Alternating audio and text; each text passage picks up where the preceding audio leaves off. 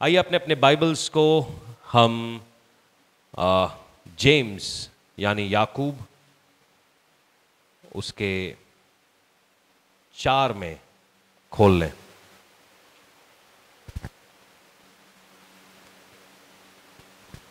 James यानी याकूब 4:6-10, याकूब 4 उसका 6 से लेकर 10। और हम विश्वास करेंगे कि परमेश्वर आज हमसे इस वचन के द्वारा बात करेगा। पिछले 2 हफ्तों से मैं आपको अपने मन को नया करने के बारे में बात कर रहा हूं। Renewing your mind. हमारी ज्यादातर लड़ाई जो भी हमारे बंधन है, हमारे छुटकारों के बीच में जो सबसे बड़ा ऑब्स्टिकल है या सबसे बड़ी चुनौती है वो है हमारा मन। हम तरीके, मसीहत के तौर तरीके लोगों से सीख लेते हैं कि कहाँ पे हालेलुया बोलना है, कहाँ पे प्रेज द लॉर्ड बोलना है, कहाँ पे हाथ उठाना है, कब बाइबल पकड़नी है, कब बैठना है। ये ऊपरी तौर से हम सीख लेते हैं, मगर जब तक आपका मन नया नहीं होता है, जब तक आप अंदर से नए नहीं होते हैं, आपका सोचना बोलना, तब तक जो पूरी विक्ट्री है या पूरी जो जीत है हम उसको नहीं देख पाते हैं। उसी सिलसिले में याकूब की पत्री को जब आप खोलते हैं, और बिफोर आप इसको पढ़ें मैं आपको याकूब के बारे में बता देना चाहता हूं। याकूब जो है जिसने ये पत्री लिखी है, ये प्रभु यीशु के उठाए जाने के बाद जब चर्च स्टार्ट हो चुका था, और करीबन चर्च को स्टार्ट हुए 20-30 साल हो चुके थे, जो नया पेंटिकॉस्टल चर्च है पवित्र आत्मा के आने के बाद, वहां कहीं पर याकूब इस पत्री को कहीं ना कहीं लिखने लगा है। एग्जैक्ट टाइमिंग का तो मुझे नहीं पता होगा। याकूब जो है वो इनिशियल अपोस्टल्स में से नहीं था। वो प्रभु यीशु का आधा भाई था। आधा मतलब उसका जो संसारिक पिता था वो यूसुफ था और उनकी कॉमन माता थी मरियम। तो ये प्रभु यीशु का आधा भाई था।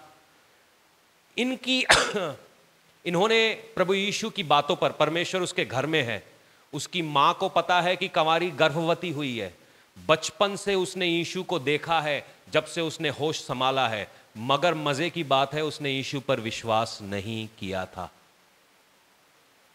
कई बार छुटकारा आपके इतने करीब होता है और फिर भी हम उस पर विश्वास नहीं कर पाते हैं, क्योंकि शायद हमारा मन नया नहीं हुआ है। उसने यीशु पर तब विश्वास किया जब उसने यीशु के पुनरुत्थान वाले शरीर को देखा, जब उसके छेदे हुए हाथ देखे और उसकी बक्खी में छेद देखा, तब उसने विश्वास किया कि यीशु जो मेरा भाई है वो प्रभु भी है। और फिर पौलुस ने जब सेवकाई स्टार्ट की, तब ये पौलुस के साथ जुड़ के सेवकाई करने लगा। और कुछ एक्सपर्ट्स का मानना है जब ये यरूशलेम की एक चर्च थी जो इजरायली भी थे और मसीह भी थे, उनको यह खत लिखा गया था। और बड़ी खूबसूरती है इस खत की कि ये प्रैक्टिकल बुक है। अगर आपने मसीह जीवन कैसे जीना है और आप वो जानना चाहते हैं वो क्या है, तो आप याकूब की इस पत्री को शुरू से लेकर आखिर तक पढ़ लेंगे और आपको मालूम चलेगा कि मसीह जीवन क्या है, कैसे जीना चाहिए। प्रैक्टिकल यूज, हर काम का एक प्रैक्टिकल होता है। यूहन्ना 4:6 यूं कहता है, अगर आपने निकाल लिया है तो एक बार आमीन कहिए। जो बाइबल भूल गए हैं हालेलुया कहो। क्यों भूल गए भाई?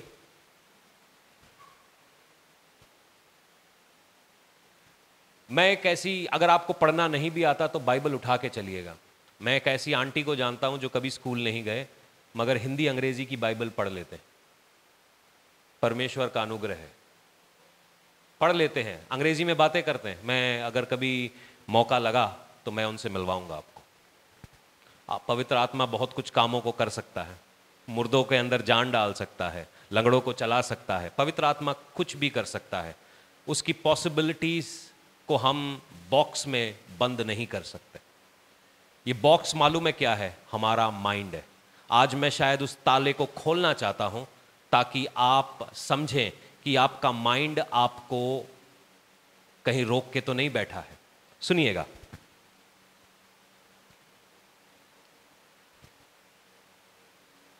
वह तो और भी अनुग्रह देता है, इस कारण यह लिखा है कि परमेश्वर अभिमानियों का विरोध करता है पर दीनों पर।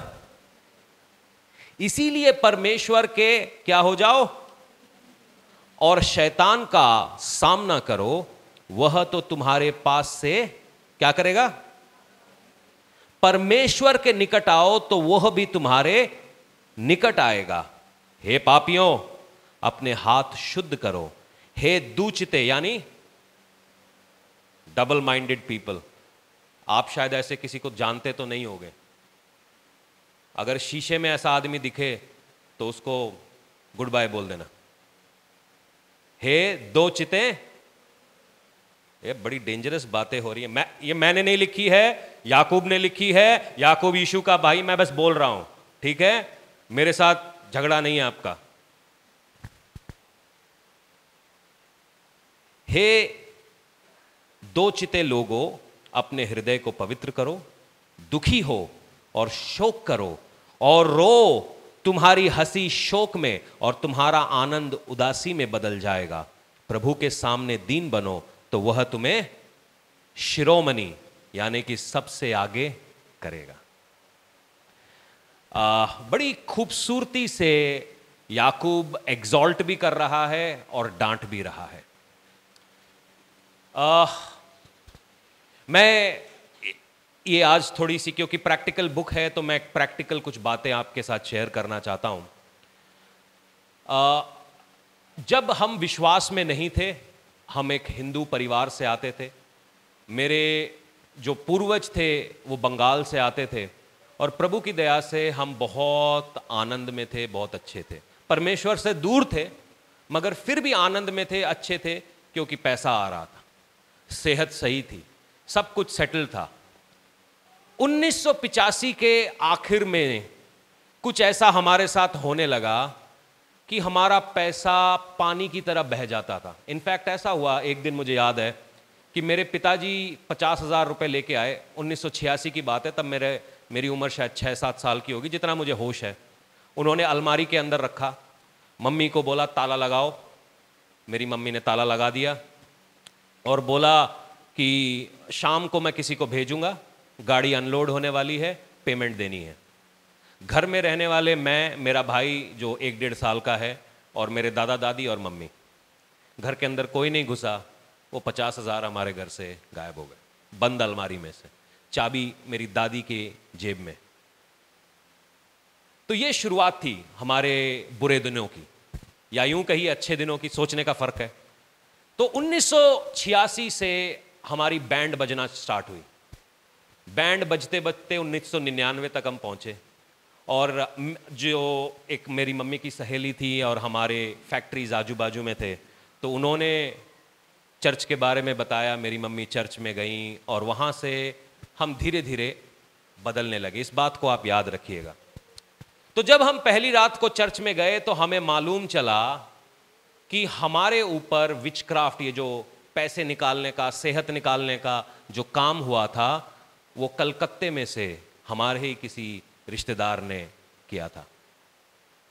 हमें शक तो था, हमें पता नहीं था, क्योंकि हम बहुत ज्योतिषों के पास जा रहे थे, बहुत और लोगों के पास जा रहे थे और वो कुछ बताते थे, मतलब अधूरा बताते थे। ये हुआ, वो हुआ, ये उपाय करो, वो उपाय करो। हम ये उपाय वो उपाय कर लेते थे। 2-4 दिन मामला सही रहता था, उसके बाद वापस हम मतलब गड्ढे से और नीचे वाले गड्ढे में घुस जाते थे।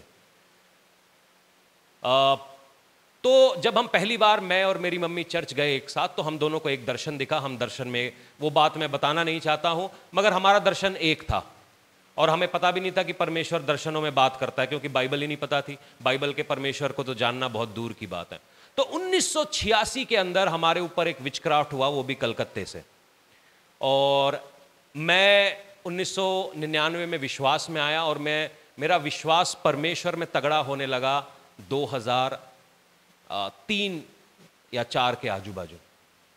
4-5 साल मैं भी दुचिते लोगों की तरह कभी इत्थे कभी उत्थे, मन आया तो चले गए, मन नहीं आया तो नहीं गए, चल रहा है तो चल रहा है। क्योंकि जब आप परमेश्वर को नहीं जानते हैं, आपकी सोचनी एक तरीके से होती है, आपको अपने टैलेंट पे बड़ा भरोसा होता है, क्योंकि वहीं से जो कुछ भी पाया है हमने वहीं से पाया है। आपको अपनी पढ़ाई पे बड़ा भरोसा होता है, जो कनेक्शंस हमने बनाए होते हैं, हमारे सोचने का एक तरीका होता है कि हम यार ये काम कर लेंगे, या ये इस तरीके से हो जाएगा, या इस तरीके से। शायद ये मेरी कहानी है, आप इसको अपने पर अप्लाई करके या लागू करके देख सकते हैं। तो मेरे को भी वो घमंड था कि मैं कर लूंगा जी, और 4-5 साल इस घमंड के चलते चलते मैंने अपने छुटकारे को खो दिया।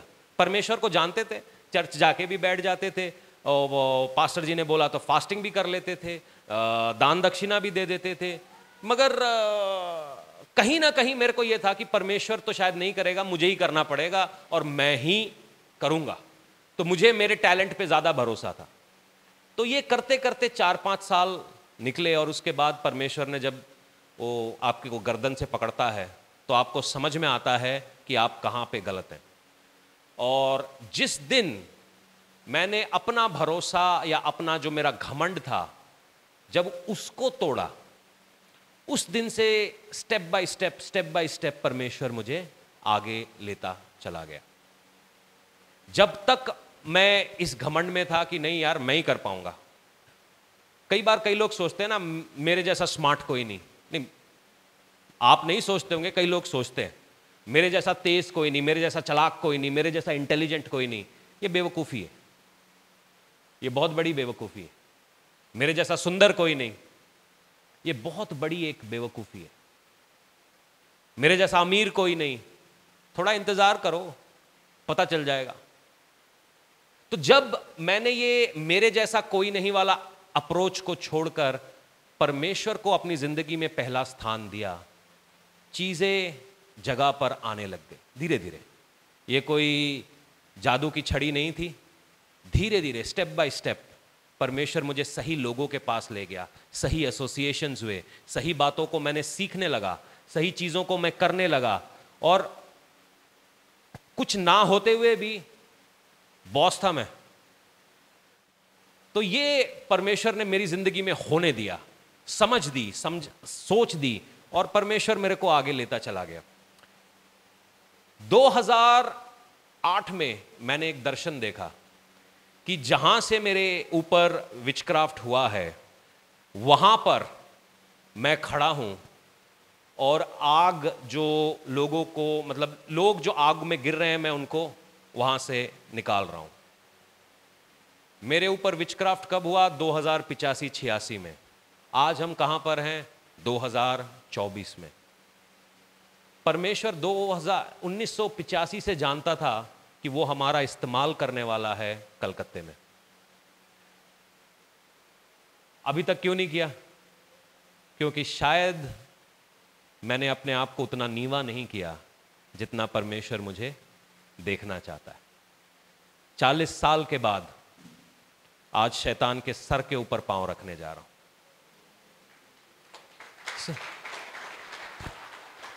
40 साल कम नहीं होते, 40 साल कम नहीं होते। ऑलमोस्ट 25 में, जून 25 में 40 साल पूरे हो जाएंगे, 39th ईयर में। 39 इयर्स के बाद उस शहर में जा रहा हूं। जब हम इससे पहले मणिपुर के ट्रिप में गए थे पिछले साल, तो हम कलकत्ते में, आसानसोल में हमने मीटिंग की, कलकत्ते में गए मैं 2 दिन अपने बच्चों को कैलकाटा दिखाना चाहता था। तो इनको वो सिटी ऑफ जॉय बोला जाता है उसको, बड़ा खूबसूरत शहर है। मैं चाहूँगा आप लोग सब ने जाना है। इसकी बात हम बाद में करेंगे। तो थोड़े थोड़े पैसे बचाओ, हमारा कलकत्ता का भी सेंटर है। तो कश्मीर जाने से बढ़िया है साल के हफ्ता भर वहाँ जाके सेवकाई करके आओ। तो आखिरी रात थी, और आखिरी रात को मैं इनको, एक जगह थी जहाँ पर मेरे दादाजी के भाई ने एक हॉस्पिटल खोला था गरीबों के लिए। उस जगह, उस ज़माने में वो वहाँ पर एक झुग्गी थी। तो मैं अरसला को वो जगह दिखाना चाहता था रात के समय, क्योंकि दिन के समय बड़ा भीड़ भाड़ रहता है। तो हम रात को वहाँ से जा रहे हैं, मैंने कहा, और वापस जब हम होटल की तरफ आ रहे हैं, मेरे को ऐसा लग रहा है कि कोई रो रो के हमें वहाँ बुला रहा है, एज इफ कोई रो रहा है कलकत्ते के ऊपर। तो ऐसी जब बातें होती है ना, ये आप तुरंत से नहीं बोलते, क्योंकि जिस टैक्सी में हम थे वहाँ पे एक ड्राइवर भी था। तो मैं वापस आया होटल में और मैं और सिस्टर नेहा डिस्कस कर रहे थे कि एज इफ ये शहर मेरे लिए रो रहा है। मैं कहा, ये शहर मेरे लिए क्यों रो रहा है? इस शहर ने मुझे दिया कुछ नहीं है, मेरे अंदर से निकाला बहुत कुछ है। हो सकता है मैं इस शहर का हूं, मेरे पुरखों ने यहां पर फ्री में सेवा करी या बहुत कुछ किया, मगर इस शहर ने मुझे दिया कुछ नहीं है। क्योंकि वो जो टाइम आप सोचते हो कि आपकी इतनी बुरी बैंड बजी, आप नफरत से भर जाते हो। और वो नफरत क्यों होती है? क्योंकि आपके दिमाग में एक तस्वीर है कि मुझे ये मिलना चाहिए था, मैं इतना इंटेलिजेंट हूं, मैं इतना दिमाग वाला हूं, मैं इतना गुड लुकिंग हूं, मुझे ये जगह मिलनी चाहिए, ये मेरी ही है। ये हमारी दिमाग की एक सोच बन जाती है, और जब वो नहीं मिलता आदमी अंदर से कड़वा हो जाता है। ये सोच मालूम है क्यों बनती है? क्योंकि शायद कहीं ना कहीं मैं और आप घमंडी हैं। आपके घर पे मुसीबत आई, सोचिए, आपके घर में पैसा नहीं है, आप पढ़े लिखे हैं, तो क्या आप दिहाड़ी लगाने जाएंगे? कभी नहीं जाएंगे, क्योंकि मैं तो पढ़ा लिखा हूं। बेशक हम लोन ले लेंगे, लोगों से मांग लेंगे, मगर हम दिहाड़ी लगाने नहीं जाएंगे। ये मालूम है क्या है? एक घमंड। मैं आपको एक तस्वीर बनाना चाहता हूं, और मैं चाहता हूं कि सब लोग इस प्रैक्टिकल टीचिंग को थोड़ा सा समझें, क्योंकि आप में से बहुत सारे लोगों का छुटकारा बहुत निकट है। तो मेरे को उस शहर ने दिया कुछ नहीं, तो मैं उस शहर के लिए कभी भी इमोशनल नहीं हो सकता। उस शहर ने मेरे से निकाला ही है। तो पिछली साल जब हम मणिपुर जा रहे थे, तो ऐसा लग रहा था कि कोई रो रहा है, कोई अंदर से रो रो के प्रार्थना कर रहा है और हमें पुकार रहा है उस शहर में। अभी जब हम कलकत्ते में मीटिंग करने के लिए हमने किसी एक सिस्टर को फ़ोन किया, वो हमारे साथ मिलके बच्चों की सेवकाई में है, और तो उन्होंने कहा कि मेरे दिल में आ रहा था कि आप लोग इतना टाइम हो गया, मीटिंग करने आए क्यों नहीं? मैंने कहा, हमारे दिल में भी आ रहा था कि आपने बुलाया क्यों नहीं? कहता है, मैं सोच रही हूँ कि आप फ़ोन करें, हम सोच रहे आप फ़ोन करें। तो खैर चलो, पहले आप में हमने उनको फ़ोन कर दिया, और प्रभु की दया से सब कुछ अरेंज हो गया। मुद्दे की बात यह है, जिस बात की ओर मैं आपका ध्यान खींचना चाहता हूं, कि कुछ बातों को परमेश्वर ने कुछ समय के लिए रखा है, और वो समय मालूम है क्या है? जब आप अपने घमंड को छोड़कर परमेश्वर के नीचे अपने आप को दे दें। मेरी बात को थोड़ा ध्यान से समझिएगा। हम में से बहुत सारे लोगों को लगता है कि हमें ये मिलना चाहिए, ये होना चाहिए, ये चीज मेरे को मिलनी चाहिए, मेरा तो हक बनता है ये। मगर क्यों आपको ऐसा क्यों लगता है कि आपका हक बनता है? क्यों आपको ऐसा लगता है कि आपको मिलना ही चाहिए, या आपके लिए होना ही चाहिए? ऐसा क्या है? ऐसा क्या कारण है ये जो आपने इसको समझ लिया कि ये होना ही चाहिए? कई सारे लोग ना जानते हुए भी घमंड के अंदर चलते रहते हैं। सुनिएगा, एक बहन आती थी हमारे चर्च में, और काफ़ी सारी कहानियां हैं, मैं इसके बारे में बता सकता हूं। तो उनके जीवन में एक बीमारी पकड़ बनाने लगी। जब उनके जीवन में वो बीमारी पकड़ बनाने लगी, तो हमने उनको बुलाया और उनको बिठाया और उनको उनकी सोच बदलने के लिए कहा।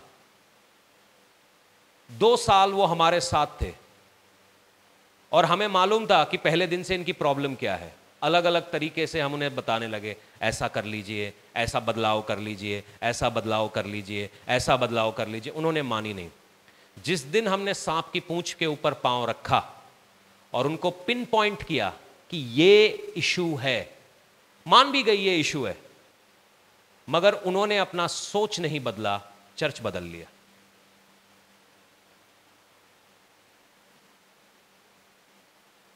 धारीवाल में 66 चर्चेज हैं। धारीवाल की टोटल पॉपुलेशन शायद लाख के करीब होगी, और 66 चर्चेज हैं, जिसके 66 रजिस्टर्ड चर्चेज हैं, नॉन रजिस्टर्ड शायद 80-90 और होंगे, 150 चर्चेज हैं। तो उनको लगता है ये नहीं तो वो हो जाएगा, वो नहीं तो वो हो जाएगा। तो उन्होंने अपने आप को नहीं बदला और उन्होंने कलीसिया छोड़कर कहीं और जाने लग गए। प्रभु आपको आशीष दे। उसके बाद वो बीमार भी हो गए। हमने उनका कार्ड बनवा के दिया कि आप जाइए और अपना इलाज करवाइए, फ्री में इलाज करवाइए। हमने फ़ोन किए, सारा इंतज़ाम करके दिया। हमने कभी नहीं बोला आइए, आपकी इच्छा है। मगर मज़े की बात है, उनको पता भी है प्रॉब्लम क्या है, उनको अपना इशू भी पता है, मगर उन्होंने बदलना नहीं है। मरना आसान है। आदमी की सोच को क्या हो जाता है। आपका छुटकारा आपके निकट है, मगर हमने जरा सी अपने सोच को चेंज करना है। मैं 6 साल तक जूते खाता रहा क्योंकि मुझे लगा कि मैं बहुत इंटेलिजेंट हूं, मैं बहुत सामर्थी हूं, मैं काम कर लूंगा। मगर जिस दिन मैंने घुटने पर आके सारे समाज के सामने, सारी दुनिया के सामने परमेश्वर को पहला स्थान दिया, मेरे जीवन में चेंज हो गया। ये नहीं बता सकता हूं कि मैं एकदम खाली फटे हुए जूते पहन के घूम रहा था और अचानक से मैं गाड़ी में घूमने लगा। नहीं, उसका भी टाइम था। परमेश्वर ने मुझे 3-4 साल के साइकिल में से निकाला। वो दिन भी आया जिस जगह पर मैं एक टूटी में से पानी पी रहा था और परमेश्वर से पूछ रहा था कि मेरे साथ ऐसा क्यों हो रहा है। 4 साल में उस जगह से, मतलब अगले इनफैक्ट 4 साल भी नहीं, शायद 1-1.5 साल के अंतर में ही मैं वहां पे बैठ के अपनी गाड़ी में से जा रहा था और अचानक जाते जाते वहां पे जाम लग गया। मैंने कहा प्रभु यहां तो कभी जाम लगता नहीं है। परमेश्वर ने कहा वो टूटी याद है तुझे? मैंने अपनी गाड़ी से बैठ के उस टूटी को देखा और तब मुझे याद आया, यार ये कैसे हो गया। मुझे याद है मैं यूनिवर्सिटी में पढ़ता था, 25 रुपए का पास बनता था, जेब में 10 रुपए होते थे, 2 रुपए का पानी और शायद 4 या 5 रुपए के छोले कुलचे, 6 रुपए जेब में रखते क्योंकि मेरे को एक जगह से दूसरी जगह पे ऑटो पे जाना होता था। कि जितने लोग दिल्ली जानते हैं, मैं लाजपत नगर से ग्रीन पार्क तक पैदल चलता था हर रोज, आना जाना आसान नहीं है। और जब आपके सारे दोस्त पार्टी कर रहे हो और डांस कर रहे हो मिका के गाने पे, मिका के फार्म हाउस पे, आपको पता भी है कि वो वहां पर नाच रहे हैं और आप ना जा रहे हो, क्योंकि जिस दिन लड़का यूनिवर्सिटी में पहली बार पांव रखता है उसको लगता है कि सबसे पहली चीज ही होगी कुछ कुछ होता है। जीन्स भी हम वही वाली खरीदते थे ट्रैंक रोड से, सस्ती वाली 200 रुपए में, लेबल कुछ भी लगा उस पर।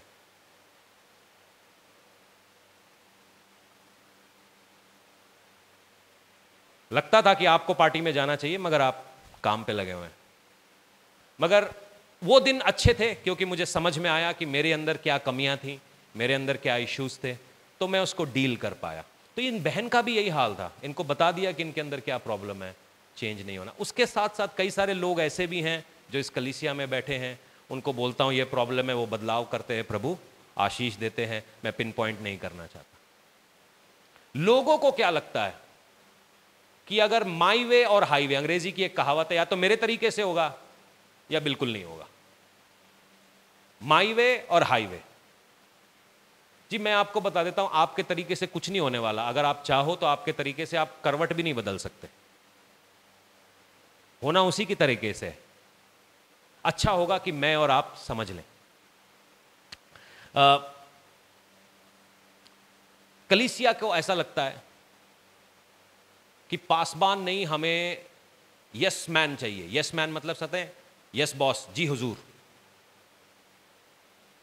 आप किसी के पास तकलीफ लेकर गए हैं तो वो क्या करे, आपसे 10-20 रुपए ले और कहता मैं प्रार्थना कर रहा हूं। आधे धारीवाल की समझ ये है, आधे पंजाब की समझ ये है कि वो आपसे थोड़ा रुपया पकड़ ले, क्योंकि वो ना नहीं बोल सकता, ना बोलेगा तो क्लाइंट भाग जाएगा। वो पासबान का रिलेशनशिप नहीं है, वो क्लाइंट और एक दुकानदार का रिलेशनशिप है। क्योंकि पासबान का काम है करेक्ट करना या चीजों को सही दिशा में रखना। कई बार लोगों की ऐसी समझ है कि हमें यस मैन चाहिए, वो हमें मना ना करे, बस हमारे लिए चुपचाप, जब भी मैं बोलूं मेरे पेट में दर्द है, सर में दर्द है, कान में दर्द है, नाक में दर्द है, वो मेरे लिए प्रार्थना करे और मामला सॉल्व हो जाए। मगर मैं आपको बता देता हूं ये सही रिलेशनशिप नहीं है। इसीलिए कलीसिया कहीं ना कहीं टूट रही है, कलीसिया कहीं ना कहीं दम छोड़ रही है। तो लोगों को लगता है कि पासबान उन्होंने यस मैन चाहिए कि उनको यस करे जब भी, मतलब जब भी, ए जमूरे खड़ा हो जा, हो गया, जमूरे बैठ जा, कर दिया, प्रार्थना कर दो। अगर उसके विपरीत कभी होने लगता है तो थोड़ी सी रस्साकशी सी शुरू हो जाती है। वो भी क्यों होती है? क्योंकि आपकी सोचनी ऐसी है। मैं आज भी, मैं अपने पास्टर को कभी मैंने पास्टर नहीं बोला। जिनकी वजह से मैं विश्वास में आया हूं उनका नाम पीटी फिलिपोस है। मैं उनको अंकल ही बोलता हूं, मैंने कभी उनको पास्टर नहीं कहा।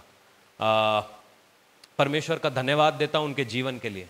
अगर वो जवान लड़का थिरुवल्ला से उठ के फरीदाबाद को नहीं आता तो मैं आज यहां पर नहीं बैठा होता।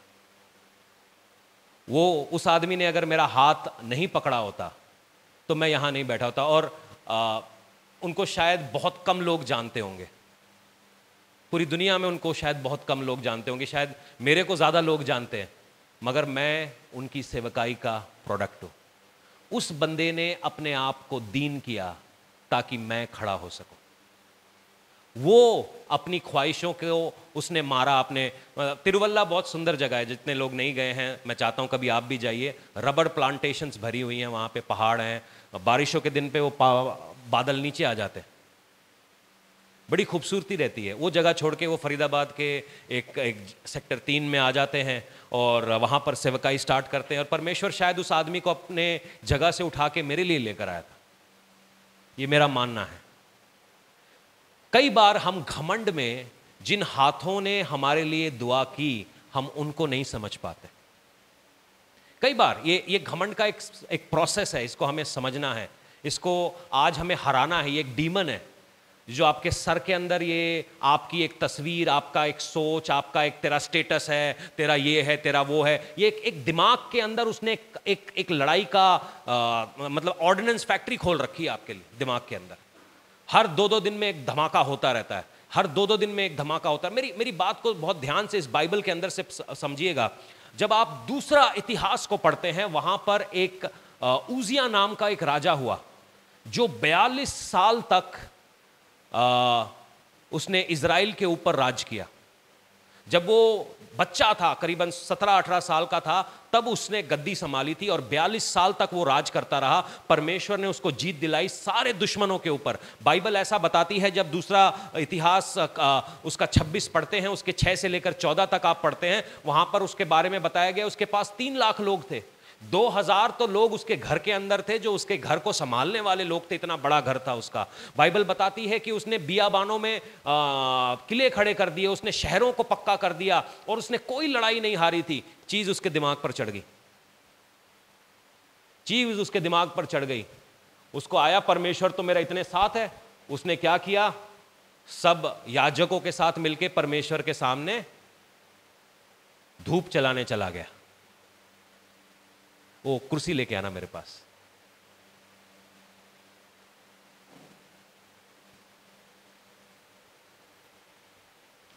सब याजकों के सामने धूप जलाने चला गया। परमेश्वर के श्राप उसके ऊपर आए। वहीं पे उसके सर के ऊपर कोड़ निकला और सब याजक उसको छोड़कर भाग गए और यूजिया भी वहां से भाग गया। जो जगह परमेश्वर ने आपको नहीं दी, जब आप उस जगह के ऊपर आने लगते हैं, नंबर 1 आपके अंदर घमंड है, नंबर 2 परमेश्वर आपके विरोध में है। वचन कहता है कि वो घमंडी का। अब हमारी बेवकूफी क्या है, प्रभु मुझे तुझसे आशीष चाहिए मगर मैं अंदर से। और वचन बाइबल अंग्रेजी में क्या कहता है, God knows the proud from afar. वो दूर ही से घमंडी को जांच लेता है। अब मेरी पोजीशन ये है, मैं यहां से रहकर आपकी सेवकाई करने के लिए मुझे परमेश्वर ने बुलाया है। अब मैं क्या करता हूं, मैं यहां से आपकी सेवकाई करना स्टार्ट कर देता हूं, जबकि मेरे को वहां खड़ा होना चाहिए, मगर क्योंकि मेरे दिल में घमंड आ गया। बहुत लोग तुझे जानते हैं, लोग तेरे को मिलने के लिए मर रहे हैं, लोग तुझे बुला रहे हैं, तेरे लिए एयर टिकट्स दे रहे हैं, नीचे नहीं उतरना, ये जगह तेरी है, ये जगह तेरी है। नहीं, ये जगह नहीं है मेरी, मेरी जगह ये है। मेरी बात समझ रहे? जरा सा किसी की लाइफ में कुछ हो जाता है, दिमाग खराब हो जाता है उनका। दिमाग खराब हो जाता है, उसको ये याद नहीं रहता मैं आया कहां से हूं। पीछे मुड़ के थोड़ा सा देखो, वो दिन को याद करो जब मैं वो दिन याद करता हूं जब मेरे जूते फटे हुए थे। आपको मालूम है जब आपके जूते फटे हुए हैं और आपको किसी ऑफिस के अंदर घुसना है तो कैसे घुसते हैं आप? मुझे पता है। सामने मोची से आप लेते हैं 5 रुपए का पीयू फोम और वो फोम घुसेड़ते हैं आप जूते में ताकि दिखे नहीं, और फुल एटीट्यूड में अंदर घुसते हैं कि हमारे से बड़ा कोई चौधरी नहीं, क्योंकि परमेश्वर भला है। परमेश्वर भला है। मुझे मालूम है ये मेरी जगह है, मैं यहां से खड़े होकर आपकी सेवकाई नहीं कर सकता। उसी प्रकार से आपको मालूम होनी चाहिए कि परमेश्वर में आपका लेवल क्या है। आप उस लेवल से हट के सेवकाई नहीं कर सकते या उस लेवल से हट के मांग नहीं सकते। मेरी बात को समझिएगा। किसी एक व्यक्ति के घर में एक भाई साहब आते थे हमारे चर्च में, तो वो उनका कहना था कि मुझे पवित्र आत्मा नहीं मिल रही। मैंने कहा ठीक है जी, हम फास्टिंग प्रेयर में जाएंगे, आपको पवित्र आत्मा मिल जाएगी। उनको पवित्र आत्मा मिल गई। फिर उनका क्या बहाना था, आप ना हमारे घर आते नहीं, आपको हम बुलाते हैं ना, आप हमारे घर आते नहीं। मैंने कहा क्यों मैं आपके घर आऊं? आपके घर में कोई बीमार है, किसी को तकलीफ है, कोई और प्रॉब्लम है? उनको लगता है कि हर हफ्ते आके यस सर जनाब कोई हुक्म है तो बताइए, आपके घर में पानी नहीं है मैं भर देता हूं, यस सर। उनको ऐसा चाहिए बंदा। जी मुझसे ना हो पाएगा, कोई और ढूंढ लो। पवित्र आत्मा मिली मेरे फास्टिंग प्रेयर पे, फिर वो किसी गरीब मसीह को बिठा के अपने घर में उसने चर्च चालू कर लिया। फिर 3 दिन बाद फिर फोन आ रहा है, मेरे को डाउट है बाइबल पे। मैंने कहा तू खुद पढ़, जिसको तूने अपने घर में सद्दा है उससे पढ़, मुझको क्यों पूछता है? चाहिए भी मैं, मगर तरीका उसका ना जी ना, हमसे ना हो पाएगा। दीन हूं, गधा नहीं हूं। समझिएगा, जरा सा परमेश्वर ने होली स्पिरिट की क्या अन्य भाषा क्या बोलने लगे, उसका दिमाग खराब हो गया। समझिए, परमेश्वर आपको ब्लेस करना चाहता है। जरा सा मतलब कल 100 रुपए नहीं थे, अचानक से जेब में 10,000 रुपए आ गए, होश ही नहीं आ रहा क्या करूं, उड़ाऊं कैसे? क्योंकि हमारी मोहब्बत उस जगह से है, क्योंकि हमारे को तो आदत है जेब खाली रख के घूमने की। फिर ढूंढ रहा हूं उड़ाऊं कैसे, जुआ खेलूं, शराब पीऊं, कोई लड़की के साथ अफेयर करूं, क्या करूं? मोबाइल खरीद लेता हूं, किडनी बेच देता हूं अपनी। प्राइड। शैतान आपके दिमाग को मतलब इस तरीके से ट्विस्ट कर देता है कि तुझे मिलना ही चाहिए, तेरा हक है। शायद मैं आपको बता दूं, मेरा कुछ भी हक नहीं है, मेरा किसी चीज पे कोई हक नहीं है, जितना परमेश्वर मुझे अलाउ करता है। हम सभी की प्रॉब्लम क्या है, हम उस जगह को लेना चाहते हैं जो हमें परमेश्वर देना नहीं चाहता। हम उस जगह के ऊपर बैठना चाहते हैं जिसकी हम तैयारी भी नहीं है हमारी। उजिया को क्या प्रॉब्लम हुई? 42 साल तक परमेश्वर ने मेरे को हर जंग जिताई है, बस जी मैं तो परमेश्वर की गोदी में बैठूंगा। बैठ गोदी में। दाऊद के साथ भी यही हुआ। मूसा ने इजराइलियों को गिनती करवाई थी, दाऊद के दिल में भी घमंड आ गया, जी मैं भी गिनती करवाऊंगा, ले गिनती कर। जिस बात पे घमंड था परमेश्वर ने वहीं ठोका उसको। मेरी बात समझ रहे हैं? परमेश्वर घमंडी को, कई सारे लोग, मैं काफी समय से धारीवाल में सेवकाई कर रहा हूं, आप लोग मेरे साथ दिल्ली भी गए हैं, काफी सारी टीम। धारीवाल और दिल्ली की सेवकाई के बीच में एक फर्क है।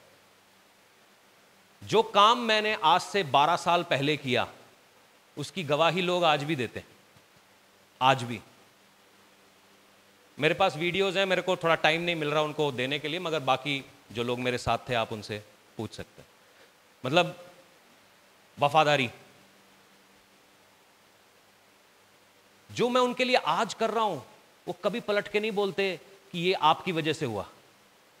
मैं नहीं बोलता हूं कि सारा जलाल मुझे दो, मैं जलाल नहीं चाहता हूं, मगर जो हाथ आपके लिए उठा, जो जीन्स मैंने अपने घुटने से फाड़ी, जो मैं भूखा रहा, शायद आप लोगों को कुछ मालूम ना हो, मगर चुपचाप से मैं फास्टिंग करता रहा, चुपचाप से मैं प्रेयर करता रहा, दिखाया नहीं, कभी उन्होंने नहीं बोला कि आपकी वजह से हमको ये मिला, कभी एक बार भी आके थैंक यू नहीं बोला। कहीं पास्टर कुछ मांग ना ले। प्रभु का भला है कि मेरा घर कलीसिया पर नहीं चलता। परमेश्वर का कोटि कोटि धन्यवाद देता हूं, क्योंकि एक सेकंड में शैतान दिमाग बदल दे किसी का, आप लोग अपना दिमाग बदल लें, फिर मेरा हाल भी वही हो जाएगा। यस सर, कितने बजे आऊं, आके घर का पानी भरूं, चाय पिलाऊं? क्योंकि पासबान ऐसे हो गए, उन्होंने अपनी जगह छोड़ दी है। मैं घमंड से नहीं बोलता, मगर परमेश्वर ने हमें बहुत बड़ी सेवकाई दी है, इसको संभालना मेरे लिए अकेले के लिए पॉसिबल नहीं। जो लोग मुझे यहाँ दिन में सवेरे 6 बजे से लेके रात के 10 बजे तक देखते हैं, वो जानते हैं मैं पूरे दिन में क्या कर रहा होता हूँ। वो जानते हैं अच्छी तरीके से।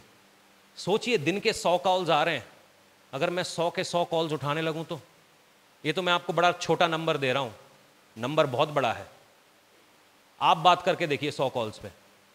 एक दिन आओ मेरे साथ बैठो और 100 फोन कॉल्स लो। अगले दिन तुम ना सैरिडॉन लेके घूम रहे हो तो मुझे बोलना। हमने एक सिस्टम बनाया, ठीक है। मैं सबके साथ नहीं हो सकता हूं, हर जगह मैं सुपरमैन नहीं हूं कि तुमने मुझे बुलाया और मैं हासिल हो गया। मेरा काम आपके साथ सिर्फ यह है कि आपको दुनिया के सबसे सामर्थी परमेश्वर के साथ मिला दूं। मेरा काम यही है, ये मेरा रोल है। लोगों को क्या लगता है उसने हमारा एंटरटेनमेंट नहीं किया, मगर हमने एक सिस्टम बनाया है। हमने एक सिस्टम बनाया है, उस सिस्टम के अंदर आपका कोई भी कॉल मिस नहीं हो सकता, कोई भी मैसेज मिस नहीं हो सकता। पूरा सिस्टम है, वैलिड सिस्टम है, आप आके चेक करिएगा। पास्टर जी हमारे प्रेयर लाइन पे फोन करके बोलते हैं हमें पास्टर से बात करनी है। अच्छा जी, पास्टर अभी अवेलेबल नहीं है। ऐसा क्या कर रहे हैं अवेलेबल नहीं है? जो प्रोटोकॉल्स मैंने बनाए हैं आप उसकी इज्जत नहीं कर सकते, आप मेरी इज्जत क्या करोगे? हाँ जी, जो प्रोटोकॉल्स परमेश्वर ने बनाए हैं आप उन प्रोटोकॉल्स की इज्जत नहीं कर सकते, आप परमेश्वर की इज्जत क्या करोगे? फ्राइडे को मैं यहां फास्टिंग प्रेयर में था, परमेश्वर ने मुझको कहा कि ये शहर के लोग मेरा नाम बड़े नीची तरीके से लेते हैं, वो मेरा नाम बड़े हल्के तरीके से लेते हैं। मैं दुखी हूं इन लोगों से। मेरे घुटने कांप रहे थे क्योंकि मैंने ये बिल्डिंग इस शहर में ली है। सबसे मीठा, सबसे ऊंचा, सबसे पवित्र नाम यहोवा का है। उस नाम को कैसे कोई नीचे देख सकता है? फ्राइडे को जितने लोग थे हम रिपेंटेंस की प्रेयर कर रहे थे, मन फिराव की प्रार्थना, इसी कारण से, इसी कारण से, क्योंकि हमारे अंदर कहीं ना कहीं एक घमंड आ गया, एक प्राइड आ गया। यहां जितने चौधरी बने फिरते हैं उनको बोलो एक बार जाके छत्तीसगढ़ में खड़ा होना है।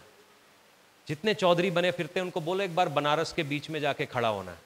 जितने चौधरी बनते हैं, बड़ी बड़ी बातें करते हैं, उनको बोलो जाके मणिपुर में खड़े होके दिखाओ। कोई नहीं जाएगा, कोई नहीं जाएगा। मालूम है क्यों? क्योंकि दिखाने का और खाने का और। क्योंकि जो सही में परमेश्वर से प्यार करते हैं वो ही अपने आप को दीन करेंगे, वो ही अपने आप को बदलेंगे। जो घमंड में हैं वो अड़े हुए रहेंगे। मेरी बात सुनिएगा, एक बड़ी सुंदर कहानी मैंने कल सुनी, मैं आपके साथ बांट देना चाहता हूं। तो एक बच्चा था और वो सीखता नहीं था, तो उसको एक टीचर, एक स्पेशल टीचर बुलाया गया दूसरे शहर से कि आप इस बच्चे को सिखाओ। उसके माँ बाप अमीर थे, तो उस बच्चे को लेके वो टीचर क्या करता है, पहले दिन ही जंगल में चला जाता है। उसको एक छोटा सा पेड़ दिखाता है, कहता है इसको उखाड़, उखाड़ लेता है। उसको फिर दिखाता है 1 महीने का पेड़, कहता है इसको उखाड़, उखाड़ लेता है। उसको फिर एक 6 महीने का पेड़ दिखाता है, कहता है उसको भी पकड़ता है, उखाड़ लेता है। फिर उसको एक बड़ा दरख्त दिखाता है जो 10 साल पुराना है, कहता है इसको उखाड़। वो बच्चा पूरी कोशिश करे, दरख्त ना उखड़े। तो बच्चे से पूछता है बेटा क्या हुआ? कहता दरख्त बहुत बड़ा हो गया। कहता बेटा आदतें भी ऐसी होती हैं, सोच भी ऐसी होती है। अगर गलत सोच को आप अपनी जिंदगी में बड़ा होने देंगे तो वो अपने आजू बाजू किसी और चीज को बढ़ने नहीं देगा, वो आपको मार देगा। हम में से सारे लोग ये समझते हैं कि परमेश्वर यहोवा ही है। हाँ जी, नहीं समझते?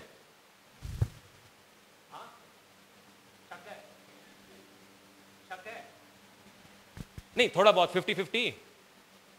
जितने लोग 100% ईमान रखते एक बार हालेलुया कहो। ओके। क्या आपको यह मालूम है आपका छुटकारा, आपकी आशीषें परमेश्वर की तरफ से ही हैं? बिना प्रभु यीशु के आप कुछ नहीं कर सकते? पक्का विश्वास है? ओके। अब वचन क्या कहता है कि घमंडियों को वो दूर ही से, और फिर कलाम क्या कहता है कि परमेश्वर के नेड़े आओ। अब जो मेरे पास आना नहीं चाहता, मैं लाख फास्टिंग कर लूं, मैं लाख प्रेयर कर लूं, मैं लाख बाइबल पढ़ लूं, मैं उसके करीब जा नहीं पाऊंगा, क्योंकि वो मेरे को देखते ही पीछे हो रहा है। मैं कह रहा हूं परमेश्वर मैं आगे, मैं प्रभु मैं आगे क्यों नहीं बढ़ पा रहा हूं? कितनों के सवाल हैं, जवाब ये रहा, जवाब ये रहा, क्योंकि जितना आप कोशिश कर रहे हो, धक्का लगा रहे हो, आने नहीं वाला, होने नहीं वाला। लगाते रहो, सारी जिंदगी भर लगाते रहो, वो आपके पार करीब नहीं आएगा।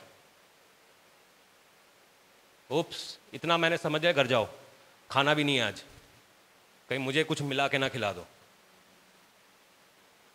समझिए इस बात को, हमें परमेश्वर से चाहिए, परमेश्वर के तरीकों से चाहिए। तरीका ये है, नीवा करो, तोड़ो अपने आप को,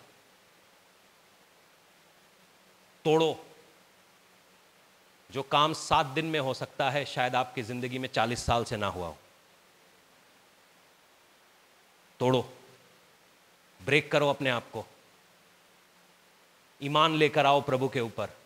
उसका तरीका, अगर मैंने उससे चीज लेनी है तो उसका तरीका, मेरा तरीका नहीं, मेरी सोचे नहीं, उसकी सोचे। पवित्र आत्मा आपको सोच दे।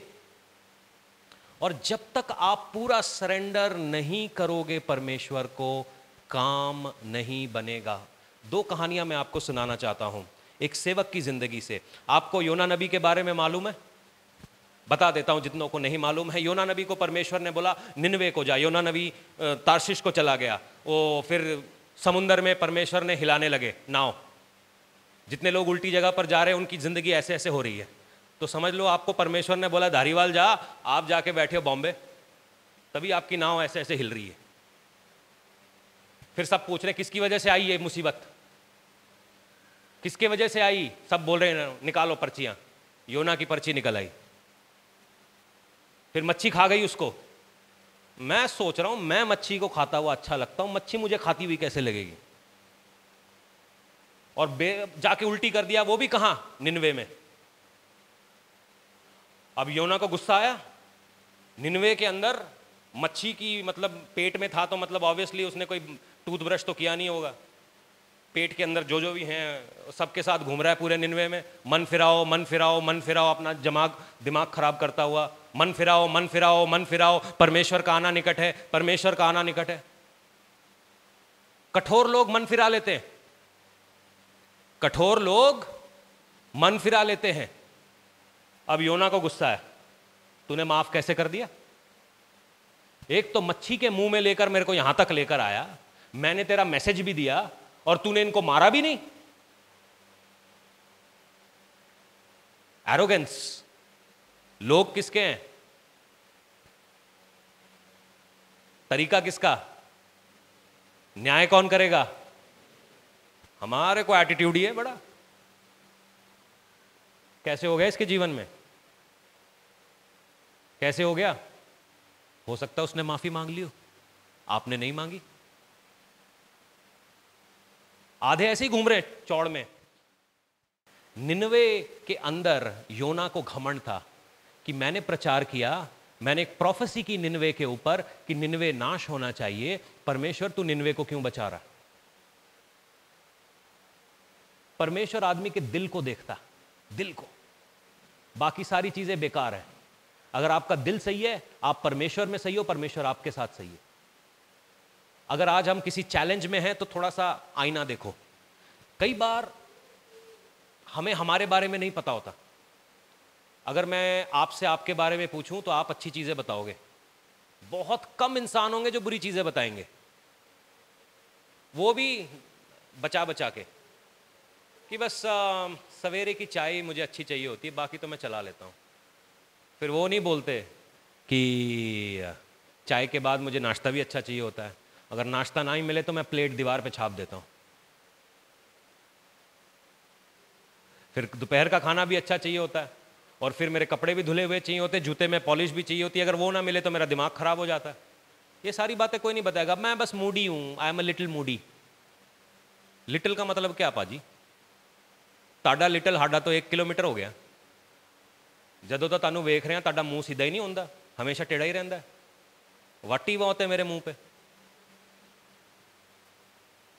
प्राइड, घमंड, ये निन्वे का सिंड्रोम हम में से बहुत सारे लोगों को है, क्योंकि हम लोगों को ऊपर से जांचने की कोशिश कर रहे हैं। जो ऊपर से हमारे साथ अच्छा है, जो ऊपर से हमारे साथ बुरा है, अंदर से देखो, परमेश्वर को देखने दो। लेट गॉड बी द जज।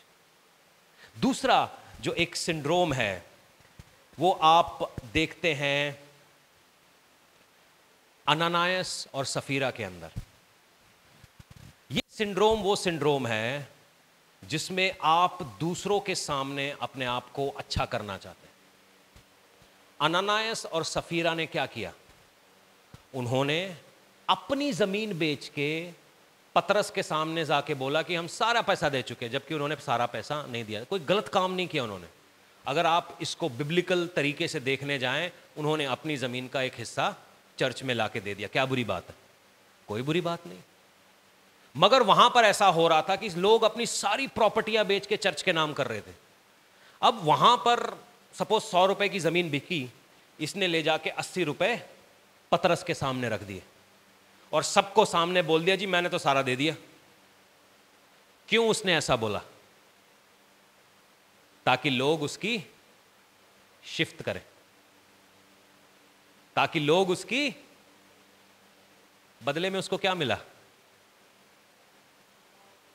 Exactly, exactly. जब लोग बलवा करने लगते हैं ना, जब आप सही काम करने लगेंगे ना, जब सही में काम करने वाले बड़े कम होते, बड़े कम।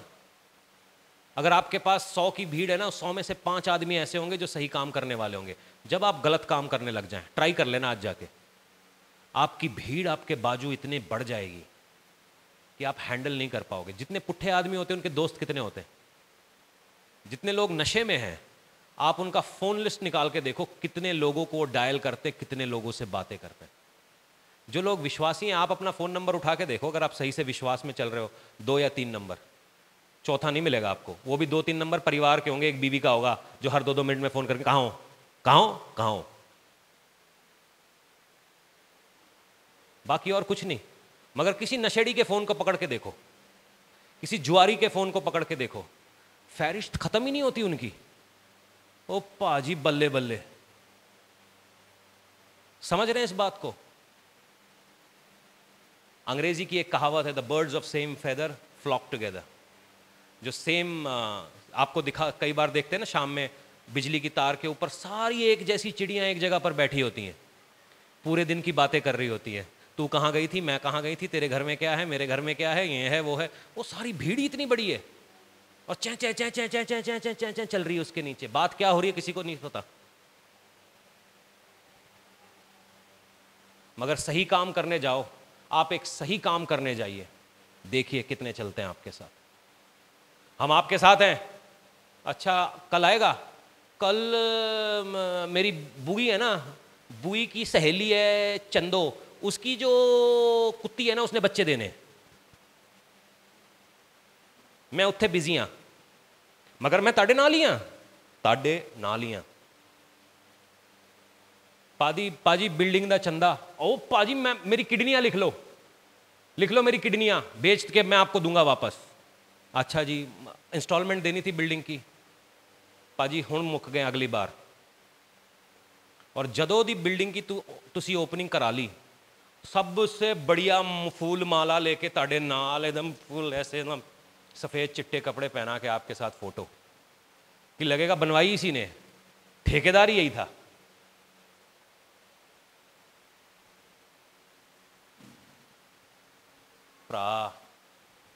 दिल्ली वाले, मैं यही सोच रहा हूं, कुछ है हमारे यहाँ पे ना, एक डीमन है धारीवाल के अंदर, इस गुरदासपुर में, इस पंजाब में एक डीमन है। बहुत ध्यान से सुनना। मैं किसी के साथ डिस्कस कर रहा था ये, कहता जैसे ही आप किसी को ब्लेस करने वाले होगे ना, उसके अंदर एक कुंडी घूमेगी, शैतान उसके दिमाग में कुछ करेगा कि आप उसको ब्लेस नहीं कर पाओगे, आप ब्लेस नहीं कर पाओगे। फिर आप ये सोचोगे इसको सही कैसे करूं, क्योंकि अगर कोई आपको गाली दे रहा है, आप जाके कह रहे हो ये लो जी सर, ये लो, ये आपके लिए शॉल लेके आया हूं, वो तो सोचेगा गाली देने पे शॉल मिल रही है, 2 गाली और दो।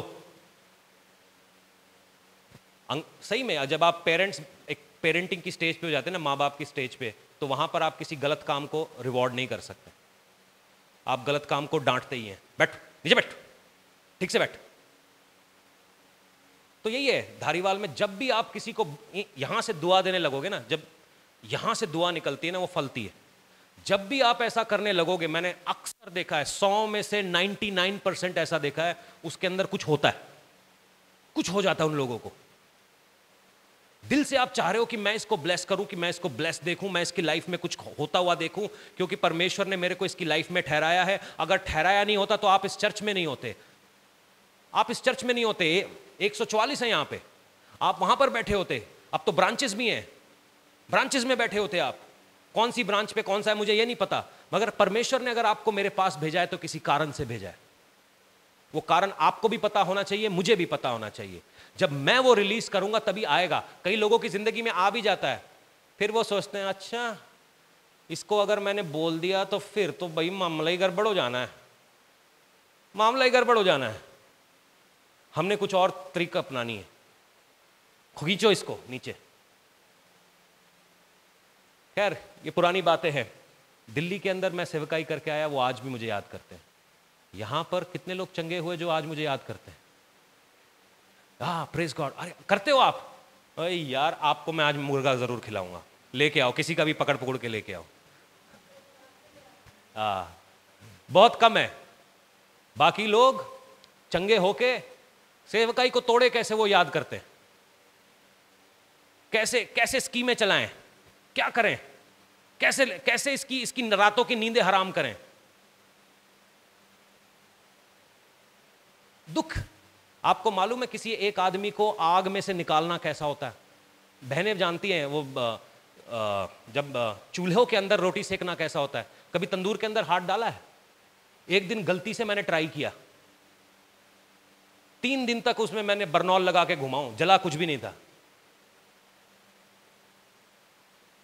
एक रूह को बचाना वैसा होता है। आप तंदूर में हाथ डाल के देखो, सब जल जाता है। कभी तंदूर में काम करने वालों के हाथों पे बाल नहीं होते, छातियों पे बाल नहीं होते, मालूम है क्यों? इतनी हीट होती है। एक आदमी को बचाना वैसा है, एक रूह को बचाना वैसा है, और उसका प्रतिफल आपको क्या मिलता है?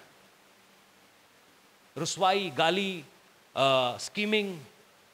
फिर आप सोचते यार क्यों मैं करूं ऐसा? अच्छा नहीं था मैं अपनी जगह पर? 9 से 5 नौकरी करता था, सैटरडे संडे ऑफ था, अपने बच्चों के साथ गोल्फ खेलने जाता, हर सैटरडे संडे निकल जाता घूमने, मच्छी पकड़ के आता। अब यहां पे तो मेरी जॉब 24 घंटे की है, फोन 1 सेकंड बंद नहीं होता मेरा। अभी भी मैं 14 दिन जा रहा हूं, मैं सोच रहा हूं होगा कैसे, दिमाग मेरा यहीं पे रहता है। समझे? आपका दिमाग रेस्ट नहीं करता कभी, आप 24 घंटे अपने मिशन पे हैं। आपके दिमाग में चल रहा है अच्छा उसके घर में क्या चल रहा है, कैसे प्रेयर करें, कैसे सपोर्ट करें, कौन सा स्क्रिप्चर भेजें, क्या करें, उसकी लाइफ में क्या चल रहा है। डाउनलोड इतना सारा है। वो मेरी बेटी की स्कूल की प्रिंसिपल है, मैं उसके मिन्नतें करता हूं टेस्ट अगले हफ्ते दिलवा दियो। आया नहीं जा रहा मुझसे। आया क्यों नहीं जा रहा? उठा तो मैं 5 बजे से हूं, क्योंकि मुझे कुछ दिख रहा है जिसके विरोध में बैठ के मुझे प्रेयर करनी है, और मैंने अपने बच्चों के करियर को दांव पे लगा रखा। खैर ये बातें आपके बातों को सुनने की नहीं, मगर ये कुछ लोगों के लिए हैं जिनको सुनना जरूरी है, सुनना चाहिए उनको, क्योंकि तुम्हारी सोचनी और मेरी सोचनी का फर्क है। क्यों परमेश्वर आपको ब्लेस नहीं कर रहा? कहीं ये चीज हमारे अंदर तो नहीं आ गई, क्योंकि छुटकारा केवल यीशु में है। इसलिए नहीं कि मैं आज प्रचारक बन गया हूं, जब मैं प्रचारक नहीं भी था तब भी मुझे मालूम था यीशु ही छुड़ाने वाला है। क्योंकि मैं हर जगह पे पौड़ी पौड़ी चढ़ता गया, मुझे कुछ नहीं मिला, कुछ नहीं मिला। मरता गया। अगर एक जगह से छूटता था तो दूसरी जगह पे फंस जाता था, फिर वापस चलो चलो चलो चलो चलो चलो। दिल, आप जब 24 घंटे लड़ाई में होते हो ना, आपका दिल कड़वा हो जाता है और आप परमेश्वर को भी उस कड़वी जगह से देखने लगते हो। मगर मैं आज आपको बोलता हूं, अगर आपको प्रभु से चाहिए, वचन क्या कहता है, एक बार और दोबारा मिल के पढ़ो। अगर आपको प्रभु से चाहिए, आपको अगर मेरी जेब में से, असला can you take out this hanky from my pocket, वहीं से नहीं निकलेगा। क्यों? क्यों? वहां से क्यों नहीं निकलेगा? कोई रिमोट नहीं है आपके पास मेरी जेब में से हैंकी निकालने का, या मेरी जेब में से मेरा बटुआ निकालने का? अगर आपने मेरी जेब में से मेरा बटुआ निकालना है तो क्या करना है? हाँ, जेब में वहीं से बैठे बैठे डाल लो। हाँ, कैसे आना पड़ेगा? तुम पास आए। एग्जैक्टली, पास तभी आने दूंगा जब पास आने लायक हो गए, है ना? कुछ लोगों को बोलते ना इसको दूर रखो। कहीं परमेश्वर हमारे साथ ऐसा तो नहीं कर रहा? कहीं परमेश्वर हमारे साथ ऐसा तो नहीं कर रहा? हाँ जी, पढ़िए पढ़िए। 8वीं आयत से पढ़ता हूं, परमेश्वर के निकट आओ तो वह भी तुम्हारे, और उसके उसी सांस में बोलता है, हे पापियों अपने हाथों को और डबल माइंडेडनेस को,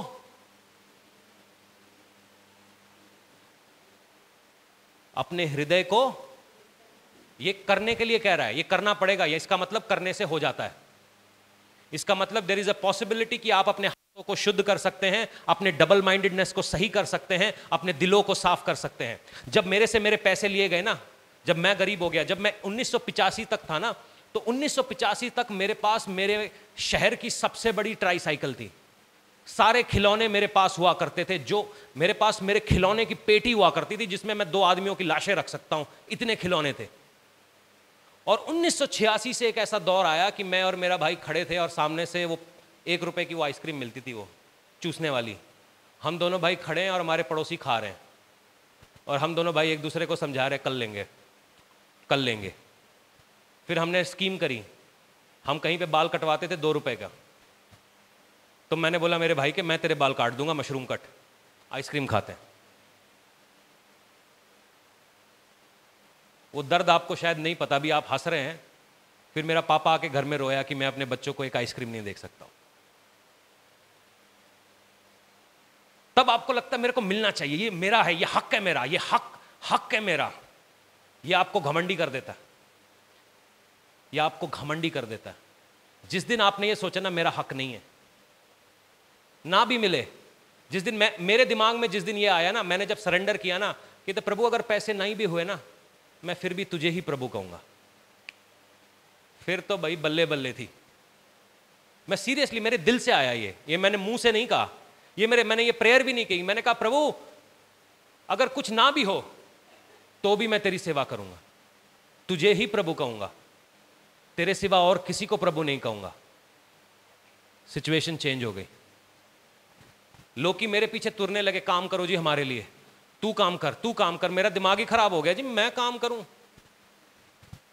मेरे जमाने में ऐसा कोई नेता नहीं हुआ, ऐसा कोई सेलिब्रिटी नहीं हुआ। क्रिकेट टीम्स के साथ मैं घूमा, सेलिब्रिटीज के साथ मैंने काम किया, जो कुछ भी मैं सोच सकता था मैंने कर लिया उस 10 साल के करियर में।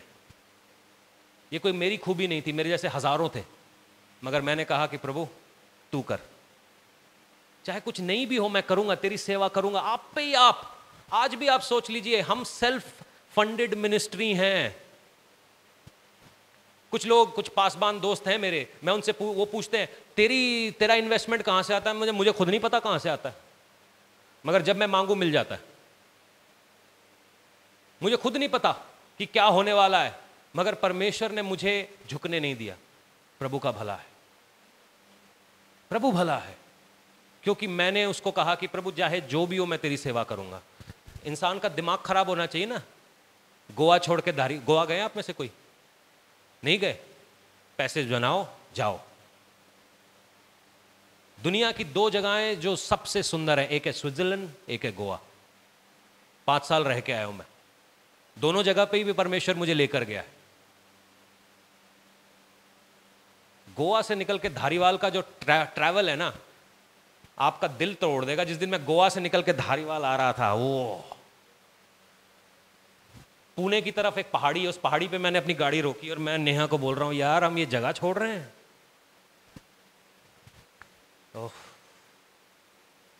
मैंने पूरी गोवा को देखा, वहां से समुंदर सब कुछ नजर आता है। मैंने कहा ये जगह छोड़ रहे हैं, प्रभु क्या करवा रहे हैं। धारीवाल में लाइट भी नहीं है, लाइट तो क्या सड़क नहीं है।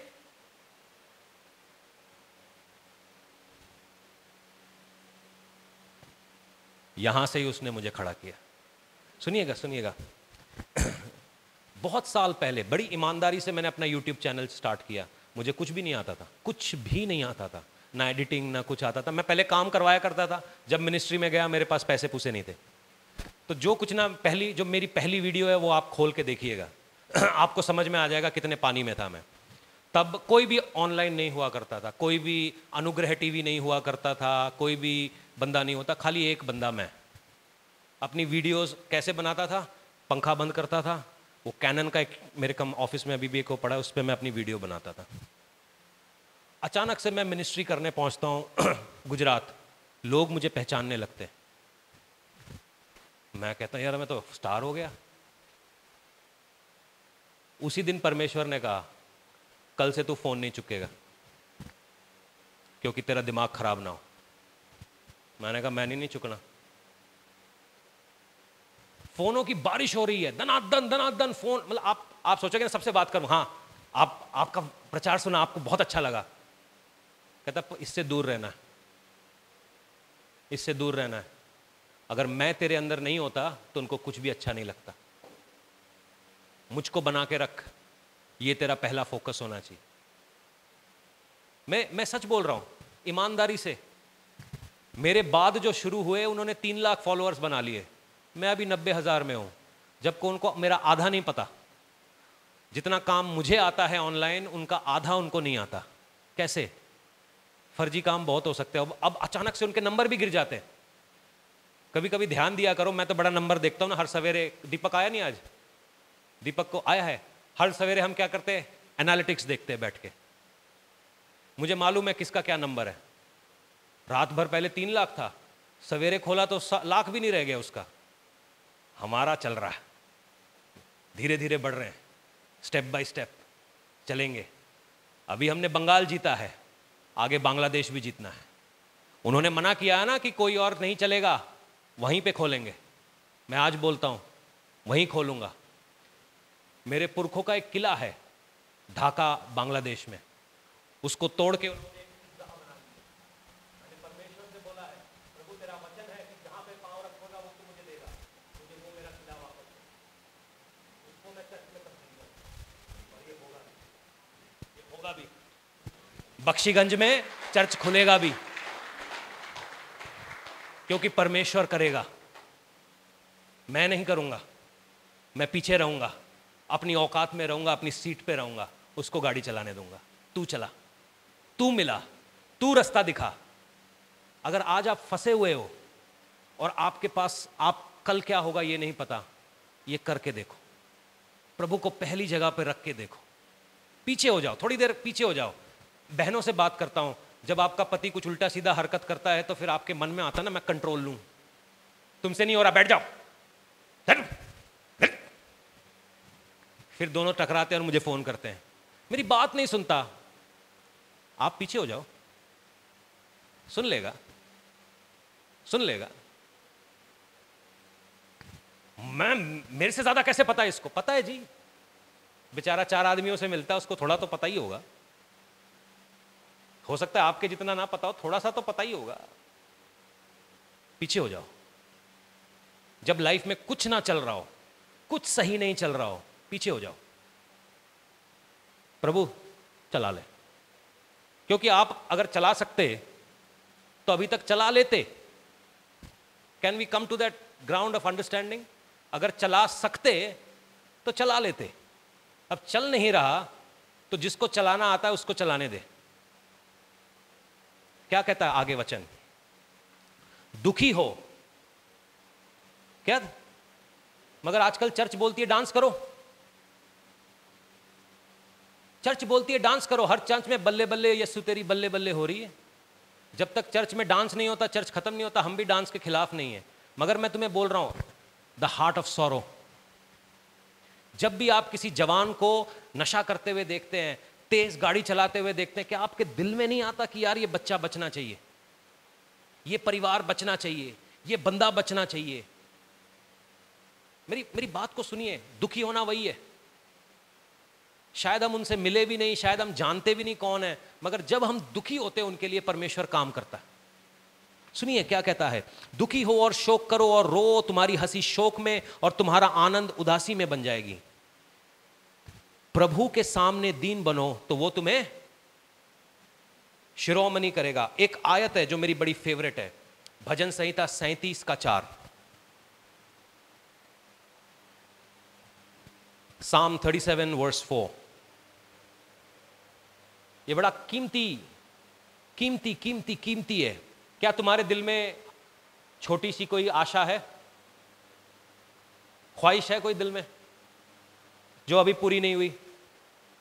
मेरे दिल में ख्वाहिश है। मैंने एक लिस्ट बनाई है और लिस्ट बहुत लंबी है, उसमें करीबन 400-500 आइटम है। उसमें एक आइटम है फ्री जंपिंग, कि मैं हवाई जहाज से 3000 फीट से कूदूंगा और मेरे पीछे कोई बंदा नहीं चाहिए मुझे। उसके लिए लाइसेंस लेना पड़ता, वो भी लूंगा। उसमें से एक और लिस्ट में है माउंट एवरेस्ट की चोटी पर। ये मेरी लिस्ट है कि खुदा के आने से पहले या मेरे जाने से पहले ये काम मैंने करनी है, और ये मैं करूंगा भी। मैंने को आपकी लिस्ट का पता नहीं, मगर मेरी लिस्ट है, बहुत लंबी लिस्ट है। ये मैंने 2 बातें बता दी, उसमें और भी ख्वाहिशें हैं। मेरे दिल में ख्वाहिश थी कि मैं स्विट्जरलैंड जाऊं, ग्रिंडलवॉल्ड जाऊं, परमेश्वर ले गया। मेरे दिल में और भी ख्वाहिशें हैं जो मैं आपको बताना चाहता हूं, मगर हौले हौले बताऊंगा, लिस्ट बहुत लंबी है। तो ये 2 बातें आपको बता दी कि मैं पैराशूट से जंप करना चाहता हूं, वो भी कल्ला, मेरे पीछे कोई बंदा नहीं चाहिए मुझे। फ्री फॉल मैं लेना चाहता हूं, कम से कम 1000 फीट का। खोलूंगा ही नहीं अपना पैराशूट, उड़ना है, उड़ता हुआ देखना चाहता हूं। दूसरा, माउंट एवरेस्ट की चोटी पर। जब आप कलकत्ते जाते हैं ना तो आपको खब्बे पास से माउंट एवरेस्ट नजर आता है, तो उसकी चोटी पर, उस चोटी पर जाना है मैंने, वहां से दुनिया को देखना है। अगर परमेश्वर ने बनाया तो मेरे लिए बनाया भाई, मैं जाऊंगा। ये मेरी ख्वाहिशें हैं, और मैं नहीं जानता हूं आपके दिल में भी शायद कुछ ख्वाहिशें होंगी जिनको आपने कहीं दबा के मार के रखा हुआ है। अगर आप अपनी ख्वाहिशों को जीना चाहते हो तो ये आयत आपके लिए। पढ़ते हैं मिलके, Psalm 37:4, भजन संहिता 37 और उसका, मेरी मदद करिए, मेरी थोड़ी हिंदी अभी खराब हो चुकी है, पता नहीं क्या हो गया। थोड़ी मिलके पढ़ते हैं, है ना? क्या यहोवा को क्या समझूंगा? अपने सुख का मूल। यहोवा को क्या समझूंगा? मगर आप तो पैसे को समझते हो, मगर आप तो समझते हो मिनिस्ट्री को, मगर आप तो समझते हो अपने घर को, अपने बिजनेस को, अपने बच्चों को, अपनी बीवी को। क्या है ये? अरे यार, आप जबान कहां गई? क्या कहता है ये कलाम? यहोवा को किसका मूल? नहीं नहीं नहीं, ये क्या बात कर रहे हो पास्टर जी? जिस दिन मेरा घर बन गया ना, मैं खुशी हो जाऊंगा। उस दिन फिर तू अपने बगल वाले के घर को देखेगा, वो तुझसे ज्यादा बना लेगा। फिर तू किसी और के घर को देखेगा, फिर तू किसी और के घर को देखेगा। कहां सुखी कहां होगा? पास्टर जी बच्चा नहीं हो रहा, अच्छा बेटी हो गई। पास्टर जी बेटा नहीं है हार्डे कोल, मैं 2 बेटियां, उनको पढ़ाओ। उनको तुम स्कूल नहीं भेजते। फिर बच्चा मंग लेंगे, उसका नाम रखेंगे मंगा, मंगा मसीह। मंगा कहां से? फत्ते नंगल की जुगाड़ से। सुनो, यहोवा को अपने सुख का मूल जान, वो तेरे यानी डिजायर्स, दिल में जो ख्वाहिशें हैं वो हर ख्वाहिश पूरा करेगा। अजीब अजीब सी ख्वाहिशें हैं मेरे दिल में, वो अजीब अजीब बातों को भी पूरा करने जा रहा है। प्रभु करने वाला है। मेरी लाइफ में करता है। मैं बताता एक्चुअली नहीं हूं, मैं बड़ी अजीब अजीब जगहों पर परमेश्वर मुझे ले जाता है, अजीब अजीब काम करता है, आपने सोचा भी नहीं है, कोई और आपके लिए करके बैठा है। एक दिन ऐसे ही मेरे मन में था, मैं जाफरानी पुलाव खाना चाहता हूं। अचानक से कोई लेके आया, जी ये आपका जाफरानी पुलाव। मैंने कहा यहाँ कहाँ से मिला? ओ नहीं, जाफरानी नहीं, जखनी पुलाव, यखनी पुलाव, कुछ समथिंग समथिंग लाइक दैट। ये कहाँ से मिला? ये तो वो होता ना जो लाल लाल सा, क्या बोलते, केसर। मतलब केसर तो यहाँ मिलता ही नहीं। कहता सर आपके लिए खास तौर पे। ना कमाल है, बल्ले हुए, परमेश्वर ऐसे काम करता है। अजीब अजीब सी बातें, अजीब से थॉट्स परमेश्वर सारी पूरी करता है, अगर आपने उसको सुख का मूल जाना तो। ये पता है कब बोलेगा? जब आप यूं कहोगे, प्रभु मेरी ना चले तेरी चले, तू खुश रहे, तू खुश रहे। कई बार होता है ना, हस्बैंड वाइफ का झगड़ा होता है, फिर आखिर में सोचता है तू तू तू खुश रहे। भाई बहनों के झगड़े होते हैं ना, एक दूसरे का पहले सर फोड़ रहे होते हैं, अब धनाक, फिर आखिर में माँ दोनों को पीटती है, फिर कहता नहीं नहीं तू बैठ ले जा, तू खेल ले, मैं बाद में, तू साइकिल चला ले, तू कपड़े पहन ले, तू खुश रहे। तो अचानक से वही आज परमेश्वर को यूं बोलो कि परमेश्वर तू खुश रहे, तू खुश है, मैं खुश हूं। जिस चीज में तू खुश है उस चीज में मैं खुश हूं। और अपनी लिस्ट तैयार रखना, और फिर मुझको बताना। आज से शायद 3 साल 4 साल बाद हम मिले, अगर परमेश्वर ने चाहा, और वो लिस्ट में देखेंगे कितनी चीजों को आपने टिक कर लिया है। मेरी जिंदगी में ये हुआ है, हो रहा है और होगा भी। अगर मेरी लाइफ में हो रहा है, आपकी लाइफ में क्यों नहीं होगा? घमंडी नहीं बनना बस।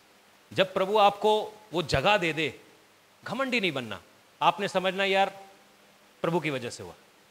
मेरा घर, मेरा चर्च, मेरी मिनिस्ट्री, मेरा परिवार, मेरा पैसा, मेरी गाड़ी, ये सब उसी की वजह से। ये बात हमेशा दिल में रखना, आप आनंदित रहोगे। और जितने लोग मेरी तरीके से फ्री फॉल करना चाहते हैं हवाई जहाज से, एक बार आमीन कहो। अरे शाबाश, बहनें भी हालेलुया।